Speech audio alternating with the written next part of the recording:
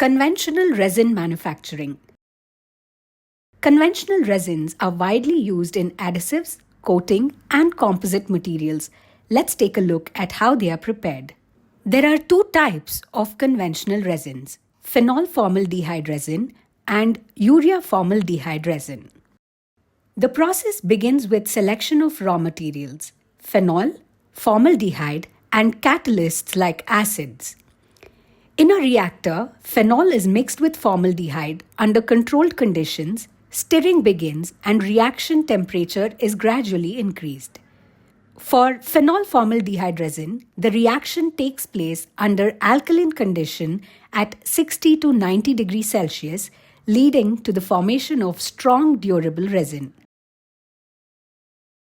Once the reaction reaches the desired viscosity, the mixture is cooled and additives are added to enhance properties like water resistance and curing time. The final resin is tested for flow time, viscosity, and adhesion properties before being stored in sealed containers ready for industrial use. Now let's look at the preparation of urea formaldehyde resin. The process begins with the raw materials, urea, formaldehyde, and catalysts like acids or alkaline. In a reactor, urea is mixed with formaldehyde under controlled conditions, stirring begins, and reaction temperature is gradually increased. For urea formaldehyde resin, the process occurs under slightly acidic conditions at a lower temperature, making it suitable for interior grade applications.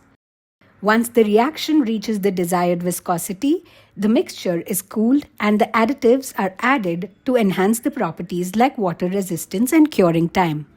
The final resin is tested for flow time, viscosity, and adhesion properties.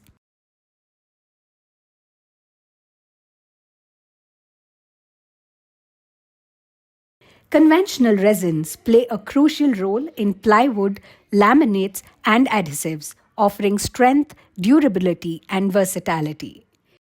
For more information, contact ICFRE, the Institute of Wood Science and Technology, Bengaluru.